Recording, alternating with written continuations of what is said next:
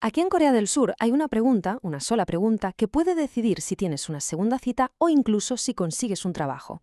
Durante décadas, esa pregunta tenía que ver con la sangre. Hoy es un código de 4 letras. Vamos a meternos de lleno en por qué nos fascina tanto ponerle etiquetas a la personalidad. Si creciste aquí en los 90, esto te va a sonar un montón. La primera pregunta en una cita era, casi siempre, ¿cuál es tu grupo sanguíneo? Era la pregunta del millón. Pero claro, llega la generación Z y ¡zas! Cambio de tercio. Ahora la pregunta es, ¿cuál es tu MBTI? Es el nuevo código secreto para intentar descifrar a los demás y, de paso, a uno mismo.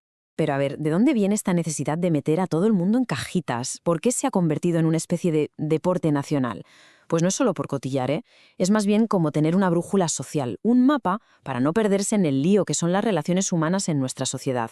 Vale, para entender lo que está pasando ahora con el MBTI, tenemos que rebobinar. Vámonos a los años 2000, a la época dorada de los grupos sanguíneos. Una era que estuvo totalmente marcada por una figura casi de leyenda, el novio tipo B. Y el gran responsable de que todo esto explotara fue esta película, una comedia romántica que lo petó en 2005. Ojo, que los estereotipos ya existían de antes, pero esta peli fue la que los grabó a fuego en la cabeza de todo el mundo. De la noche a la mañana parecía que tu futuro amoroso dependía de una simple letra en tu historial médico. Una locura. Y los códigos eran básicamente estos. Los del tipo A eran los granjeros, responsables, tímidos, currantes. Los del tipo O, los guerreros, líderes natos, extrovertidos. Los AB eran los humanistas, genios pero un poco raritos. Y luego estaban los del tipo B, los cazadores. Creativos sí, apasionados también, pero la fama que se llevaron fue la de egoístas e individualistas. Y esta etiqueta, como veremos, les salió muy cara.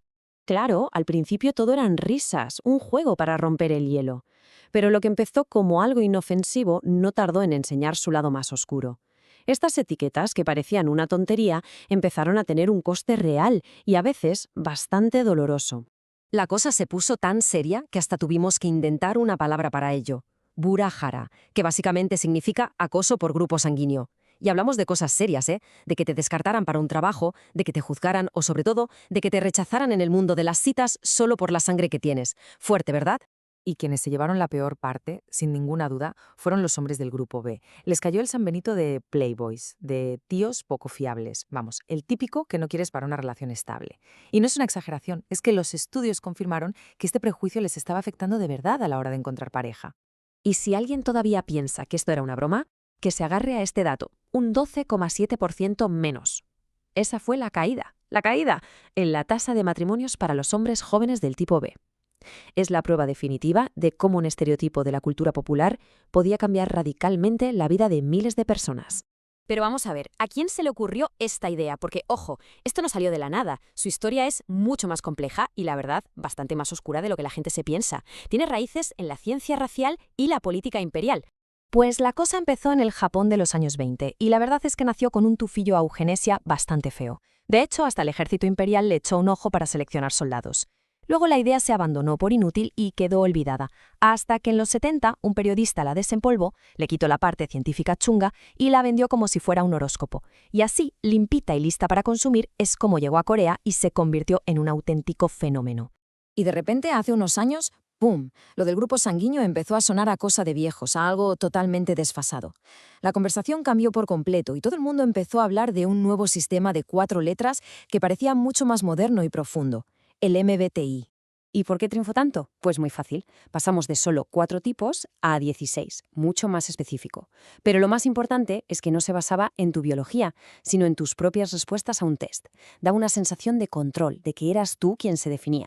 Para la gente joven sonaba mucho más científico y menos a la superstición de la generación de sus padres. Y hoy en día, hoy el MBTI está hasta en la sopa. Es un filtro esencial en las apps de citas, donde, por cierto, el tipo INFP es el más común. Es la prueba de química para hacer nuevos amigos. Hasta te lo preguntan en algunas entrevistas de trabajo para ver si encajas en el equipo. Y los memes sobre compatibilidad son un universo. Vamos, que está en todas partes. Literalmente. O sea que hemos pasado de la sangre a la psicología, de la biología a un test de personalidad.